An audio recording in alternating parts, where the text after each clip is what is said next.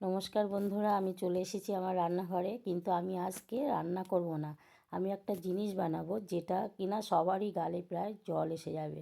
সেটা কি বলুন তো? কাঁচা আম মাখা। তার জন্য আমি নিয়েছি দুটো আম, নিয়ে সেটাকে ভালো করে ধুয়ে ছাড়িয়ে নিয়েছি। এবার ছাড়িয়ে নিয়ে ওটা একটা কুড়ুনি দিয়ে কুড়ে নেব। এটা থেতো করে নিলেও হয়। আমি এই কুড়ুনির সেই মিহি দিকটা দিয়ে, যেদিকে খুব মিহি হবে সেই দিকটা দিয়ে আম দুটো ভালো করে কুড়ে নিলাম। তো এইভাবে আমার আম দুটো কুড়ে নেওয়া হয়ে গেল। এইবার এই আমগুলোতে দেখুন আমি এক এক করে মশলা দেব। আমি কিন্তু একটু কম মশলাই ব্যবহার করি, আপনারা চাইলে বেশি মশলা দেবেন। তা প্রথমে দিলাম চিনি, তারপরে গুঁড়ো লঙ্কা দিলাম, আপনারা কাঁচা লঙ্কা বা ভাজা লঙ্কাও দিতে পারেন। তারপরে একটু অল্প করে বিট লবণ দেব, তারপরে দিলাম ম্যাগি মশলা, এবার তারপরে দেব চাট মশলা,